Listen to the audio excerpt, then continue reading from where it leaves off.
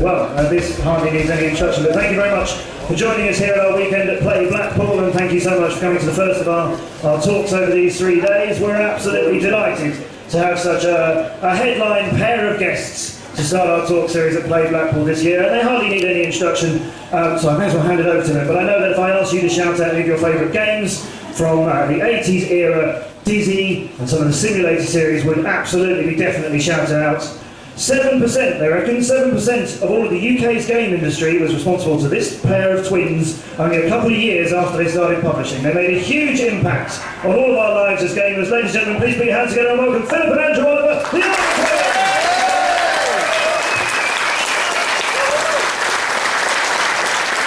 Thank you very much. Right, okay, I'm really sorry about the technical issues. He's going to lock that, so what we'll do is, everything he locks it, we'll walk here. Yeah, okay. We've had worse. We do a lot of talks to colleges and universities, and they quite often have these weird projectors, and an ultrabook does not go into old projectors. No. Right, we've got some slides and some videos. No idea what the volume of the videos are, so I'll have a little panic and run over and put down if it deafens people. Okay, we'll take you through our slides. Do you want to just crack it onto the agenda? So we're going to talk about how we got into the games industry and why we got addicted to games. Probably same way a lot of you guys did as well. We're going to talk about some of the games we wrote. Then we've broken it into kind of 3 categories. There's games, and then not simulators or Dizzy. And then there's the simulators, and then there's Dizzy, and then there's a bit, I think, I might have knocked that slide out, forget that, right. I might have knocked a bit out by going pro, setting the company, because I kind of figured that this was a retro talk about Dizzy and stuff. But then we'll talk about the Dizzy returns, and then we'll take questions. Maybe gifts for those people who ask questions. Nice questions. Okay, so in the beginning, and frankly, the beginning was when arcade games were created for us, certainly. We must have been 11 or 12 when... Someone's shouting they can't hear me? No, somebody's shouting like that. Keep it down. Right, yeah, we were 11 or 12 when Space Invaders and Pac-Man and things like that turned up in about 1980, 81, that kind of time. And it was just an amazing time, as some of the older people in the audience will know, that actually being able to control things moving around the screen was kind of magic. But we were brothers, and it was also extremely competitive. So yeah, we just had to beat each other on these games. But it was taking a lot of 10p's, so then we came to see the rise of the home computer with Sinclair releasing things like the ZX81. Our older brother got hold of his ZX81, but he also, being a little bit older than us, discovered girls at the same time as the ZX81. So we generally used the ZX81. And it's quite difficult writing a game in 1K of memory, because that's kind of what you had, but effectively we got Pong. And we were thrilled. I mean, we were actually, you could make something that was, we made it. So we wanted to get a decent computer. We wanted to actually get a Spectrum. But unfortunately, they were sold out everywhere. And it came round to Christmas and we didn't get a Spectrum.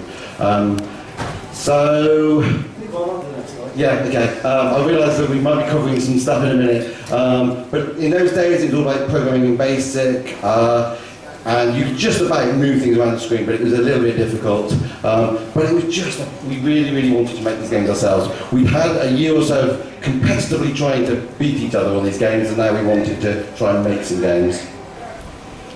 Right, so our first sort of addiction was the arcade games, but we didn't want to put too many 10p's in because we didn't have to put 10p's, to be honest. But a friend of ours, his father had an Apple II, and that little picture that you can see, which is very little, I apologise, is Taxman, which is kind of a copy of Pac-Man on the Apple II. And basically, when we were about 12 or 13, we kind of lived around our mate's house into the evenings, just playing that game repetitively.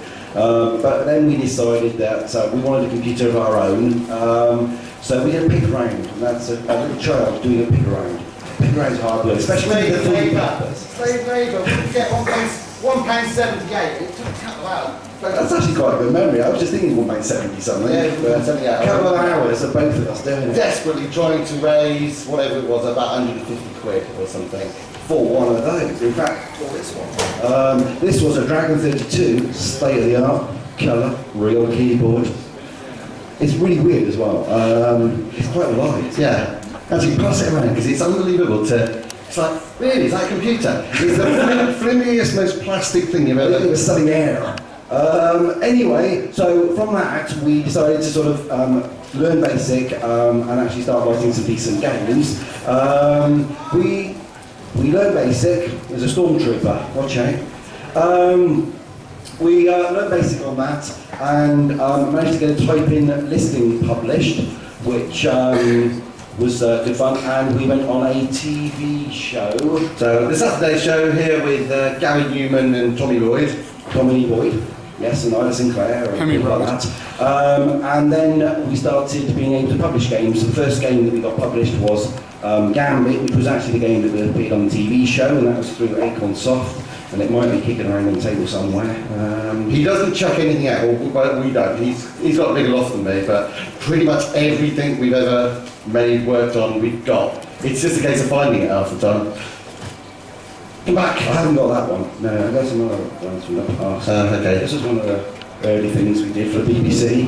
That was actually quite funny, actually, because, yeah, so we were at school when we were doing these things, and we ended up helping on this game, published by BBC Soft, okay? And they came to sign a contract with us, and they go, oh my God, and the contract came through, and they said, you're not allowed to sign a contract because you're too young. And there was all sorts of problems, so we got our dad to sign the contract. But the irony that BBC themselves actually had a panic when they realised that they were working with kids. It's like, if there's one company that must have worked with kids before, it would have been BBC. It's like, that was really weird, but we just got our dad to sign the contract.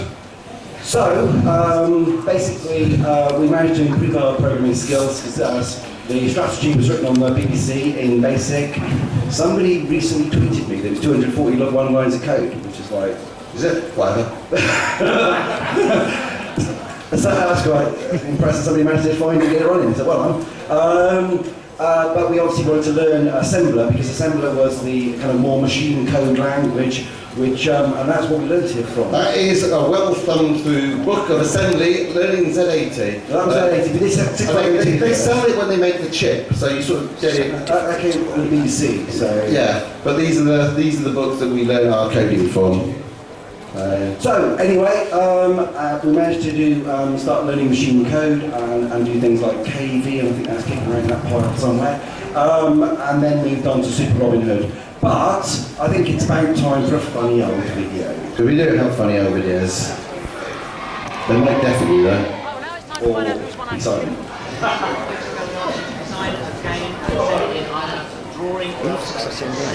Computer competition winners, Philip and Anna Oliver from Trowbridge in Wiltshire. Where are they?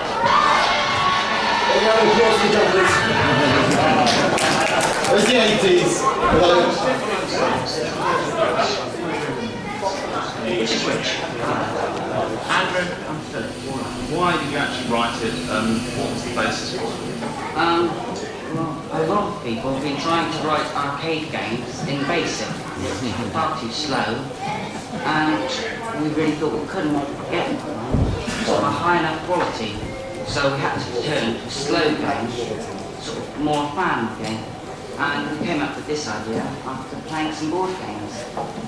Okay, I mean, how did you actually go about designing the game and actually putting it into the computer? Do you have any problems as you put it together?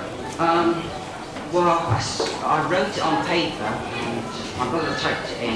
It's called programming, guys. Not typing it in. Mistakes. And after a week of work, we managed to find most of the names. Great. You've got to try and get each player into the middle, This is the one. and you're only allowed to turn the ball out at the end of the dice shape when you hit a wall. It's nice anyway, and I know that everybody will agree with envy. They've got a nice computer of their own at home, so It's not ITV. They won't like to say BBC. decided to go for a high resolution monitor. That's it. It does have support as well. Anyway, high resolution monitor, and also the possibility that the top manufacturer's Commodore are going to mark your game and actually appear on the screen. So once again, congratulations to the winners of our computer competition. Right. Okay. No. Yeah, we've had enough of that. Right, okay. Do you want to do slides? Yeah, okay, so obviously we started with basic and that was our first game. We're still at school.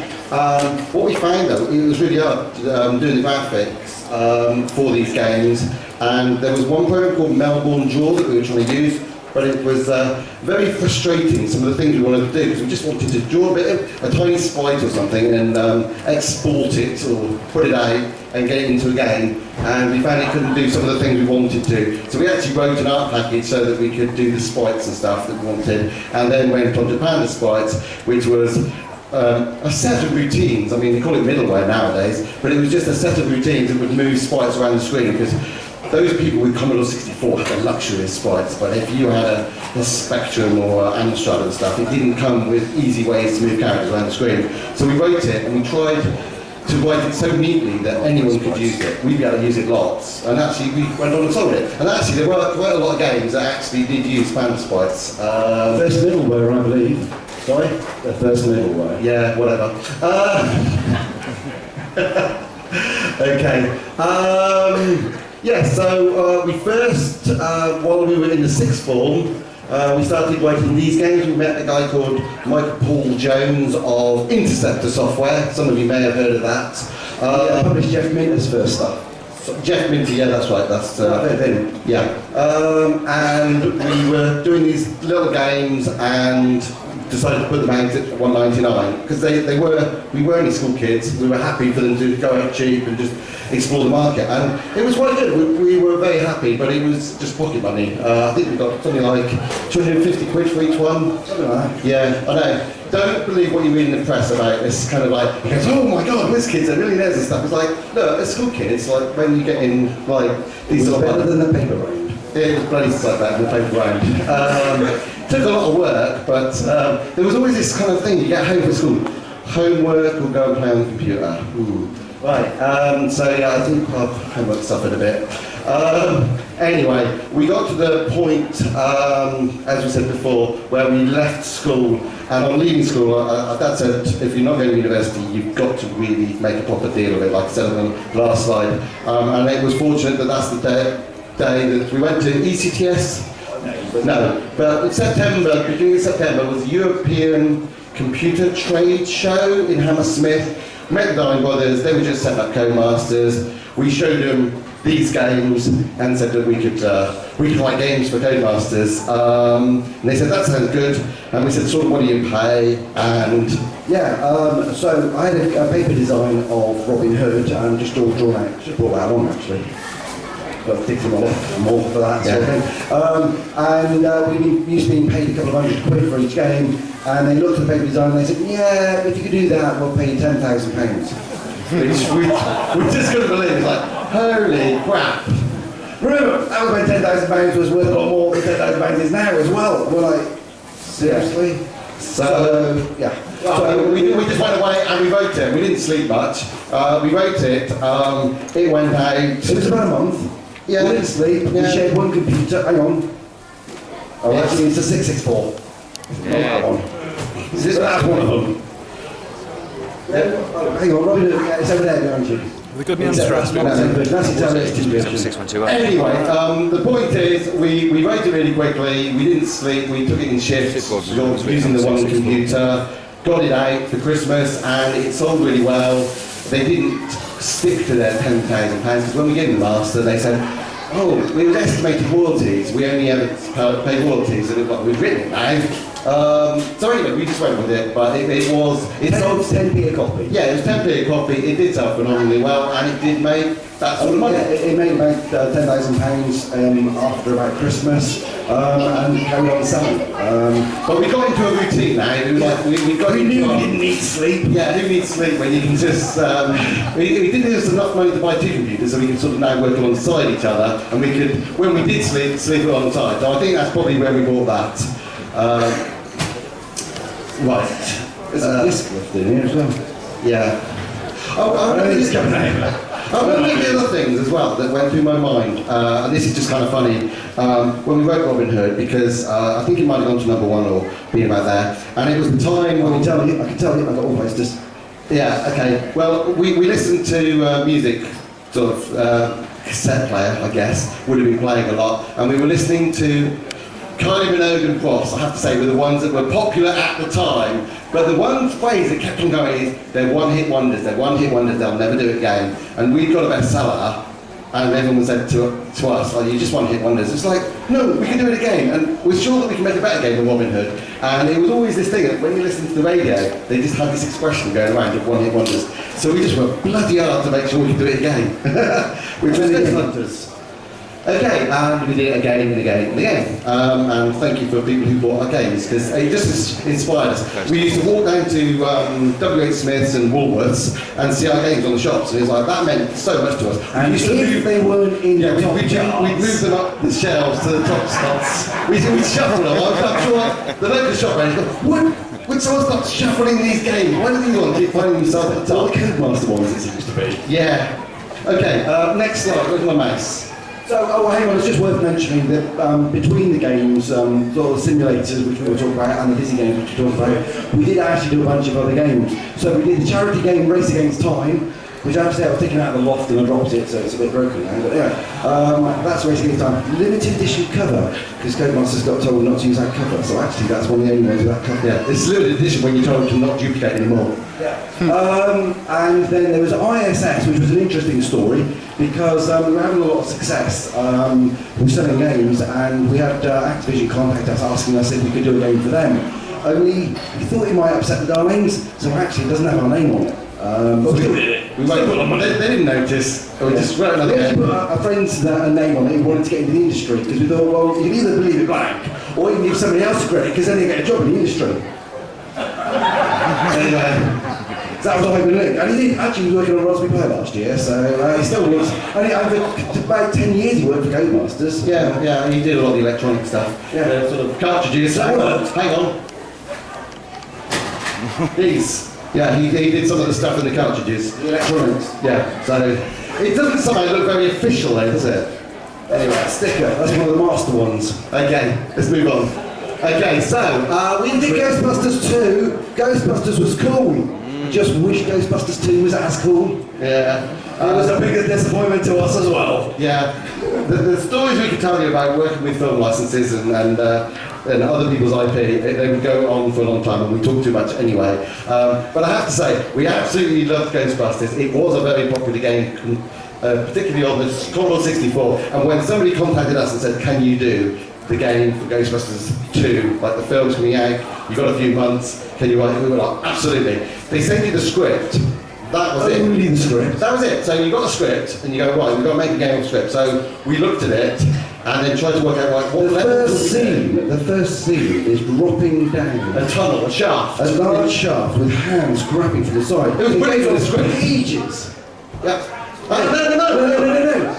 You think you remember? the game? It was But who remembers it in the film? Well, in the film, they are digging a hole in the road, And then they appear at the bottom. They appear at the bottom, but it was pages worth of script, which There's nothing in the film. there's virtually nothing in the film. And I think it was because they thought that there was the idea that you'd put lots of ghouls and ghosts right near the beginning of the film, and then somebody decided, actually no, let's leave the mystery and don't put all the ghosts in the opening scene. So they took it all out. So So we learned about these things as we find out with many films into the future. When you watch the film for the first time, which, by the way, the game has already been mastered. yeah. So, but I remember we did actually get invited to the premiere because we were sitting behind Barry Norman. He was reviewing it, so we watched it about a week before it was out in the cinemas. We'd already finished and mastered the game, and we were just sitting there going, "Ooh, that scene go." Anyway, we got too many stories. And then you sit at the end going, it's not as good as the first, is it? Right, come on. Okay, so we created lots of simulators. So Codemasters set up. Dave Darling wrote a game, Red Max, and Rich Darling wrote the game, BMX Simulator, as kind of the launch titles to launch their company. And they did very well, particularly BMX Simulator. It was the time of that sort of craze and fad. It was BMXs or skateboards, or Spectrums or Commodores. So we decided that we'd try and follow that up with Grand Prix Simulator because we thought racing cars are more interesting than BMX bikes.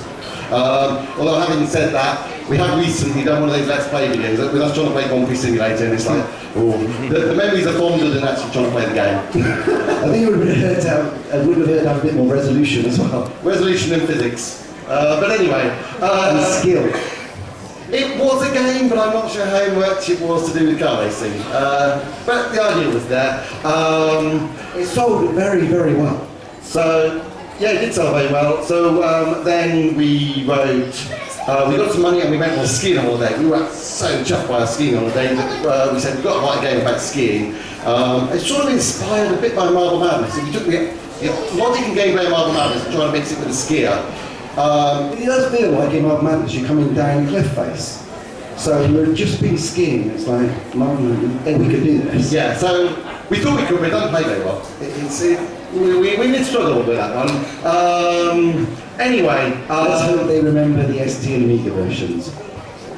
so Fruit Machine and Pinball, well, I can't remember which one came first, but the idea was that we went to the arcades a lot. I mean, arcades don't exist much more since the birth The of inferior consoles. Fruit Machine. But we used to sort of see a lot of people playing Fruit Machines and Pinball machines alongside, and we thought, well, computers could do that. So effectively, we wrote Pinball Simulator, which again, we've done another video. I don't know how it runs at all, frankly, because there's no real physics in there. But it actually doesn't play too bad. There was such a dream of doing lots of pinball games, and we got halfway through going, this is actually harder than you think. It's like, it requires maths. We should have paid attention in those classes. Yeah. I have to say, actually, I do remember matrices and vectors coming under maths. I was like, who uses this stuff in real life? Who? And then we were like, oh shit. God, what was it? And I was literally going back trying to find my old maths books going, right, okay, what was all this stuff? We didn't have the internet or anything, so I didn't really want to go and buy the books, but well, I knew that I had the books somewhere. Don't spend money on books. Right, okay, moving quickly on from the simulators. I mean, we had lots of fun making lots of simulators, and we wrote them, as most people know, on... Did any of you play any of these simulators? Go on then. Put some hands up. Right. That's quite a lot. So, did you like them? Me too. Were they tough? all games were tough in those days. Yeah, Come on, we can have Jet Set William Manning Minor. Bloody hell. Anyway, So tell me a story of how we made these games. yeah, so we wrote them on this, literally this, with their funny little floppy disks, which... It did have a monitor, which was in my loft, but I'm probably if I was going to bring that. So then, and the secret of our success was this little bit of electronics. Because you couldn't sell that many games on the Amstrad, though we actually loved it, for a keyboard and disk drive. But you could sell quite a lot on that. Yeah, so you plug that in through the RS-222, which is the old printer port, and we got the code to go through, and it thought it was a printer. Our computer thought it was a printer, and then with a bit of software on that, received it. And you tuck away, save it, compile it, send it down and see if it runs. If it crashes, you don't care, because you just do it again. And we just couldn't believe some people were trying to write games actually using the same computer. Because what happens when it crashes? And like, how do you save it? They go, oh, I've got one of those tape drives. Yeah, they will snap though, don't they? You can't use that. Anyway. By the way, I have to say, once you know the inside of one of these machines, and you know the inside of one of these machines, and you see how similar they are, you kind of think that somebody designing that might have been inspired. Well, yeah. Can you just put a decent keyboard on it, a little bit more memory, and just sort out the attribute clash and ship it? Yeah. Anyway, so we typically wrote them on the Amstrad, ported them to the Spectrum, and then other people around Codemasters were porting them to the Commodore 64. And let's do it later. Later. Oh, here's the games we made.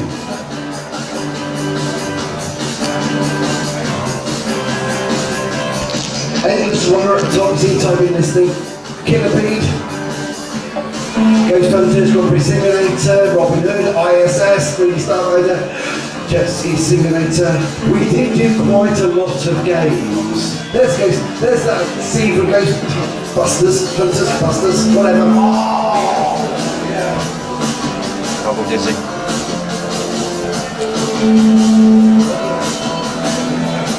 Very dizzy. Quick snacks. Right, okay. That's a double long video, chopped in the middle, because I think we're coming back to that one. Right, okay, so that was kind of up to 1990-ish. Oh no, don't do it again!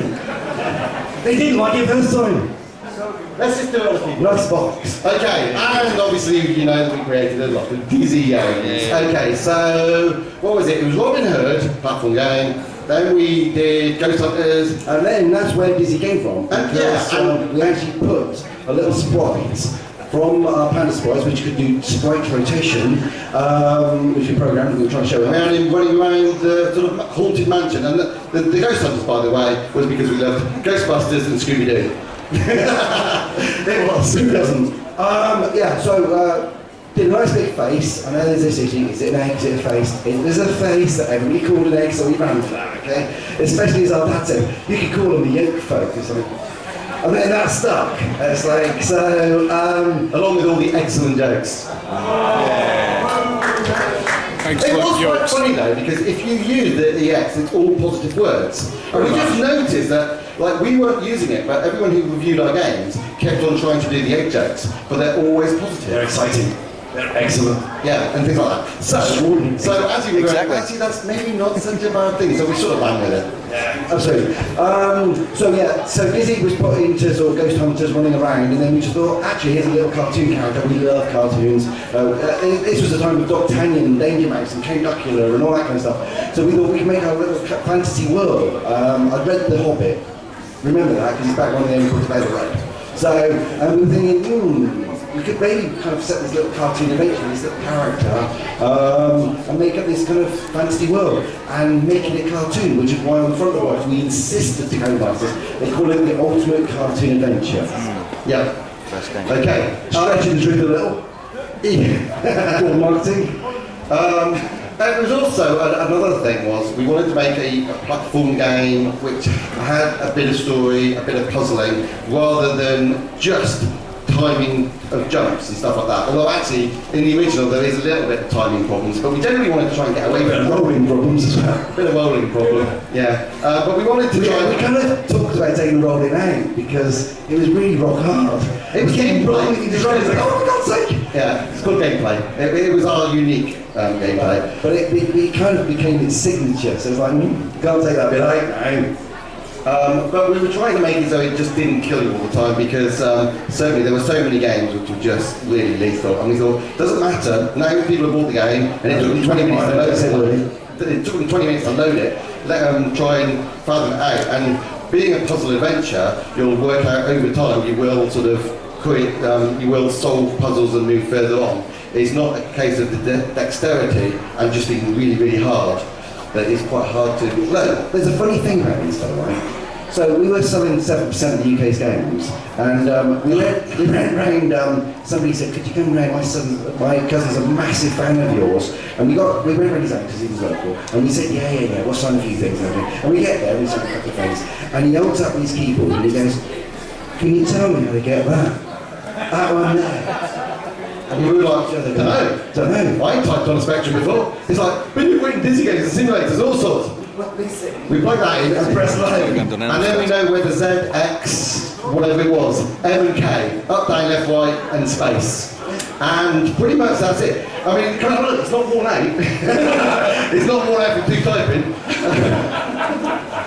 So, yeah, good luck to all those other people who ever use the Spectrum. Right. Okay, so as we did the first, and it had a few little characters in there, and you end up putting a troll in. We were quite fans of Star Wars as well, and they had their Ewoks and various things, and we were thinking. Anyway, it might have, so it might have been slightly inspired by some sort of Ewok tree village, but we just thought people read a lot more into these characters. We just sort of draw, actually we don't draw the Dave Nice Spectrum, but you put a little bit of an image of a character, and then you get an artist to go and draw a proper one that is put on the back of the box and things like that, and people read a lot more into them than you could have ever done. So, like we were trying to have little tiny bits of story and stuff, we realised that putting characters in, which were very, very cliche, people read a lot more into them. So, obviously we know Princess, and you can immediately think of loads of backstories about princesses. Most of them are Disney inspired. And they need saving. And they generally need saving, which is quite good for gameplay. It's usually unhelpful. Yeah, okay. Anyway, so you go through the characters, and if you look at these characters, the 7 Disney characters, this was our Indiana Jones. You might have known that one as well. So he was a plucky explorer.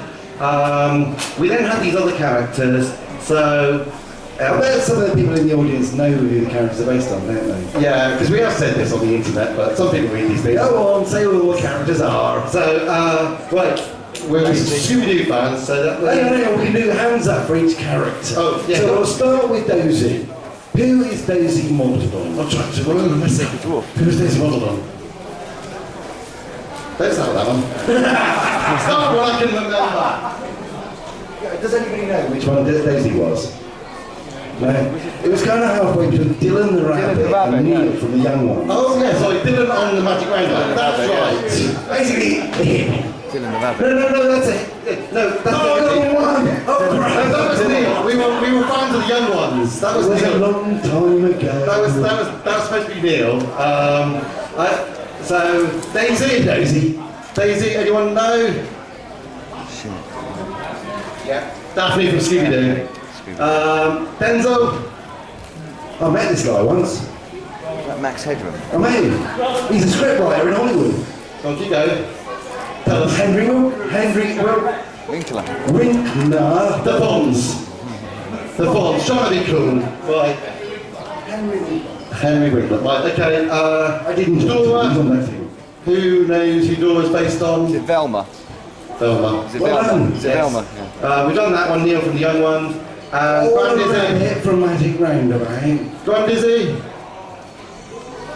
Kind of loosely based on the granddad from Only Fools and Horses. I remember we were watching Fools and Horses a lot, and we were like, yeah, let's give him sort of... He needs a granddad. Yeah. Okay, old wise chap. So these were the Disney games, a quick compilation.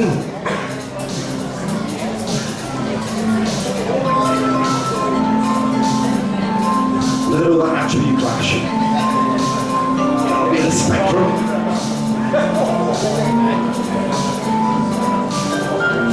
I think that's an NES version or a Commodore 64. That's a 64, I think. Amstrad. Yeah. Mustard. Yeah, so we've just done a let's play for that one, and when it gets around to editing it, you can see it.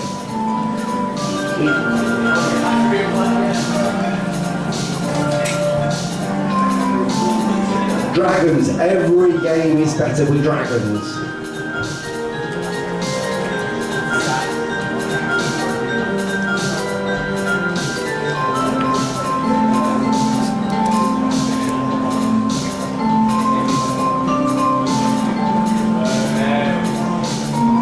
That's the NES.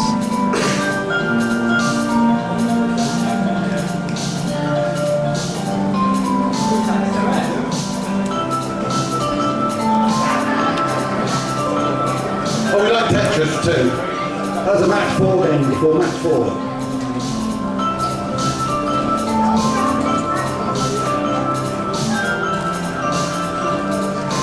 That might be tubing.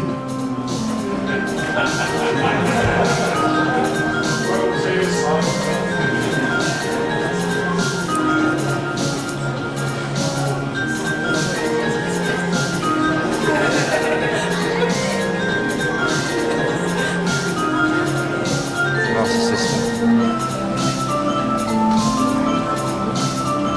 You see graphics getting slightly better over the years. Ah, wow. I've seen it in 3D either.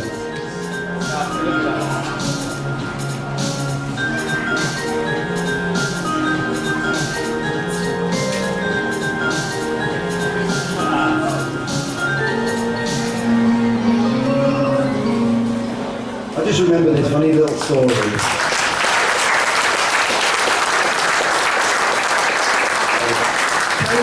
Start again. Oh, God, no. It just got very last time. funny little story. Andrew, can you remember? You saw him throw 3 pebbles into the water and the water rise up and ran. Oh yeah? Can you remember where that came from? Where we got that idea? No. Finger bobs. Anybody remember finger bobs? There was a little scene in finger bobs where you had to put the pebbles in the thing to get the thing. The little bird. Yeah. You must have just seen it. Oh, that's an idea for a puzzle. Yeah. Oh, what's Stick that in there. in the water, raise the water, and put the thing out. Yeah. Fancy Finger bobs. I must admit, when you watched things like Indiana Jones and stuff, they were like... Finger mouse. In Indiana Jones, they were sort of constantly thinking of puzzles, and we were kind of in that same time where just like in everyday life, think of objects and puzzles that will be sort of logical. Some of them weren't logical, sorry about that. Although I do think the funniest one was, and I can't remember which game it was, but we put a red herring as an object. And I do remember people saying, what was the red herring for? Because I beat the game and I never found a puzzle for the red herring. And we go, oh God. Anyway, that was quite funny. By the time we got to number 3, Well, we were getting quite slick, but drawing maps. we got a system going. So the first Dizzy one was on wallpaper. I couldn't actually find the wallpaper. No, I know it off. It's up there somewhere. I couldn't find it. I haven't seen Dizzy 2 map for a while. I don't know where that one got to. But this is Dizzy 3 with some penciled in names of what it might have been called, and then when we decided what it was called, we put it across the top with shadowing. Before post-its, I think, because we had our own idea, print sticks and little bits of paper, and we just hand drew where the map would go, and if we didn't like it, we just picked it off and scribbled it, like threw it away, and put another little pad there and drew it again, and then we get little counters for the objects. So I think we had little plastic beads with words on, and you could sort of play it on paper to make sure that you go backwards and forwards and do the right things. Although there are ways to actually get a bit stuck. If you climb to the top of the tree using the rope, and then you leave the rope and you jump out the tree, you can't get back up. You know when you're playing Risk, it's always a danger leaving it walking away that somebody or an animal is going to come across and walk on the board and move all the pieces. You've got to be careful not to breathe heavily in the same room. You've got these little bits of paper saying where the solution is and where the object is, because it really messes you up, and it's kind of sitting there like, for God's sake, don't get near it, because everything is like moves around. Right, anyway. I have to say though, I'm really proud, and I still can't believe that how many screens of gameplay and how much it was in there in about 32k of memory, because it did fit in a 48k spectrum, but what they don't tell you is that you've lost part of that memory to the screen of the operating system and everything else. So the whole game has to fit in about 32k of memory. And I know we say that Let's Play, but I still can't believe it. You look at an email and you can't write an email with 52k. And 52k, 1,000 bytes isn't much memory. So there's some pretty efficient coding going on there. There's a pretty efficient compression and graphic systems going on. We had some other bits. We moved the system on a bit with this one because it's tracing paper with where you take things to, little descriptions. Oh, this was a big one. This one took a whole year. I mean, that Fantasy World Dizzy took about a month to write. So it says October '89, and we pretty much gave ourselves a month. We always used to give ourselves a month to try and write a game. Quite often. I was going to say, some games just run terribly late by like maybe a month. This one ran horrendously late because this one was going out at $50 in the US. This was Fantastic Dizzy. And this basically, we were going to launch Dizzy in America. It was going out at $50. So what we did was we tried to take all the existing Dizzy games and squeeze them all into one game. And that game took about a year to write. And well, it was that game that made us go, you know what, we're getting old for this gig. Can we hire some people to do this for us? Which is why we started the company. So we started to employ some artists. 21-ish. Something like that. Okay, right. Here's a map for a game I don't think ever happened. Wonderland Dizzy. Yeah. I don't think it ever happened. But you go in the loft and you find these things and go, ooh, what's that then? Anybody? Wonderland Dizzy? No. No, hang on. Yeah. It's got Stonehenge. I can see Stonehenge. Stonehenge is in one of them. And what is that? Is it Magic Land? It might be Magic Land. Who's a Dizzy expert? Yeah, who knows Dizzy? Because check it out. Here we go. Is that the map? Tell us. That's it, that one got released, because I don't know. Right. You go to the loft and you find all sorts of things. And Right. you go, what's that then? Move on. Oh, another video. Oh, so this was a pitch we did to Codemasters for PlayStation 2. Once upon a time, Where does he come in a from? land not so far away, lived a family of friends called the Yoke Folk. They had many excellent adventures. Excellent. I get it. Yeah. Anyway, evil spirit, jealous, spell, bravery,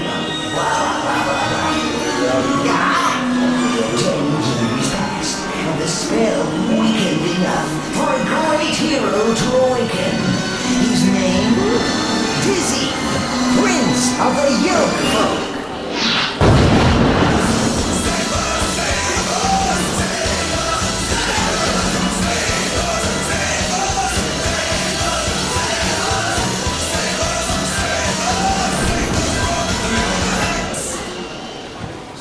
Codemasters didn't like that. Yeah. So we've been Didn't go anywhere. we sort of left Codemasters and we've been writing games for THQ and Disney and various other people, and then people kept on fondly remembering Dizzy, so we thought we'd do a pitch back to Codemasters to maybe we could write a Dizzy game. But no, it didn't go anywhere, which is a shame because we put a lot of effort into that, but it didn't happen, yeah.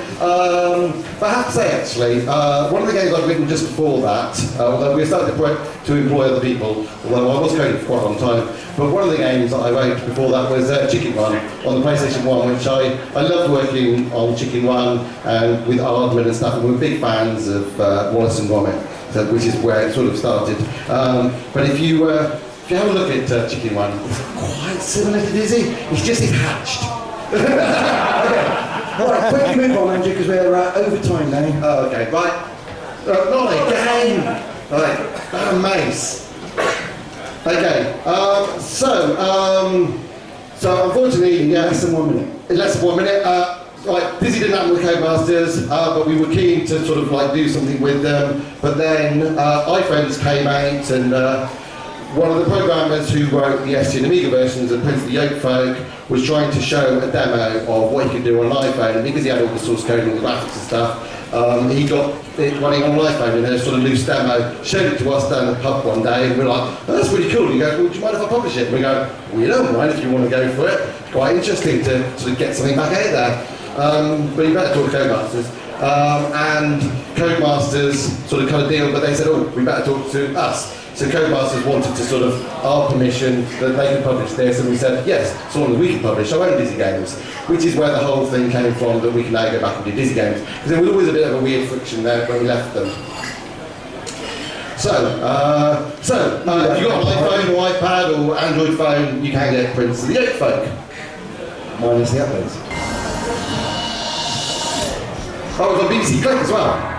One for all those games console children in the 80s now, Dizzy was one of the most successful European gaming brands of its era and has been given a 21st century makeover with the launch of apps for iPhone, iPad It's and scrolls, right?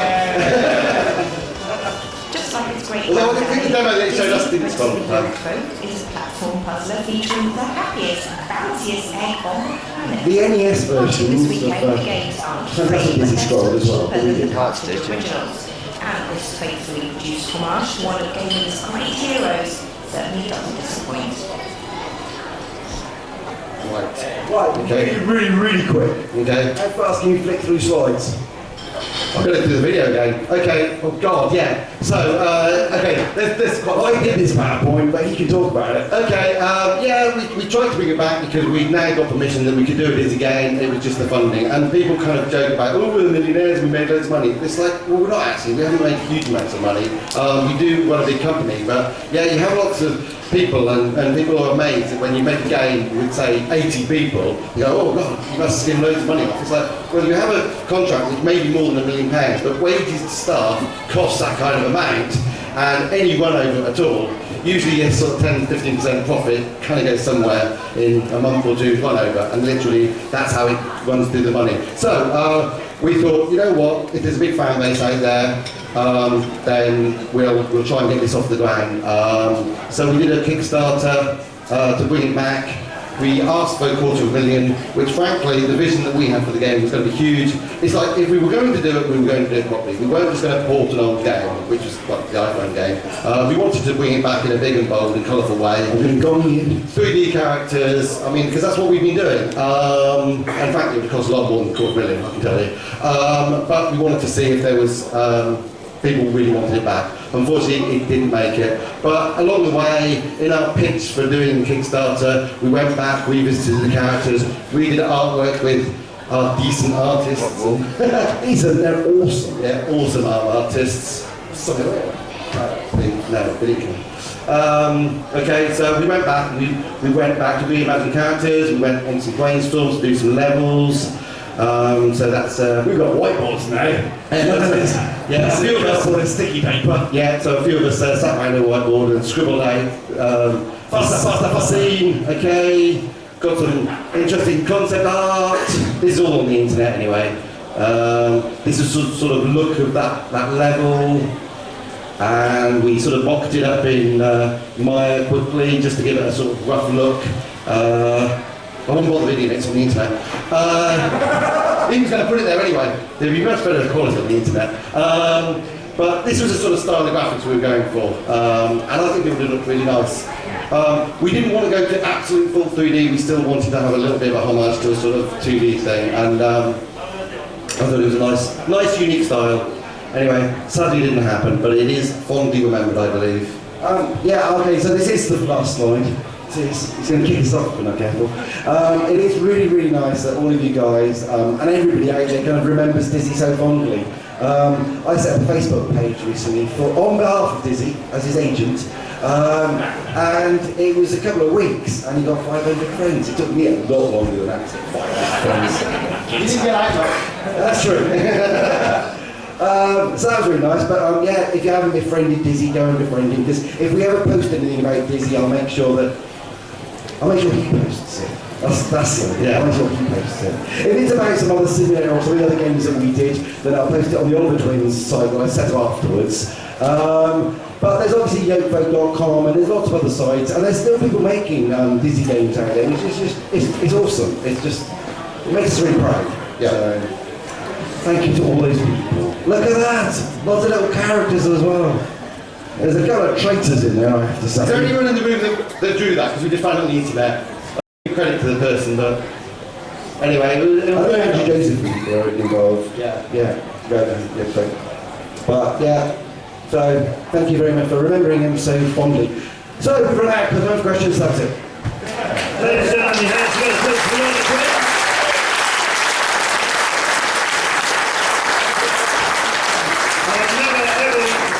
I was just hoping we might have time for maybe one or two very quick questions. Does anybody have a quick question you'd like to ask? Yes, down here.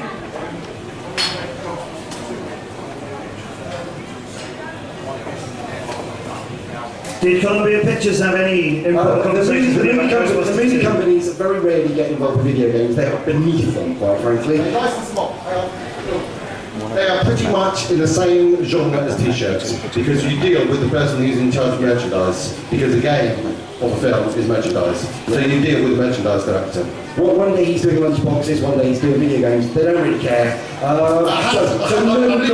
has changed recently in the last few years, but for a long time we dealt with merchandise. I take another question for the gentleman right here, yes. Yeah, a little bit of experience with simulators. What do you think of today's simulators, such as drywall simulator, roadside assistance simulator?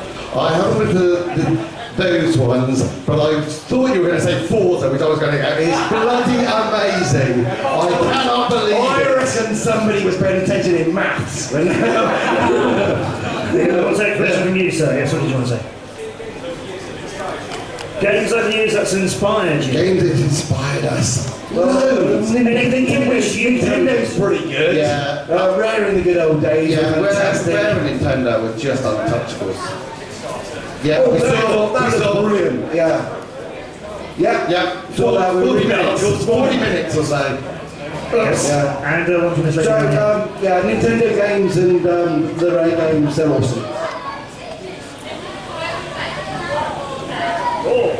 Sky Saga.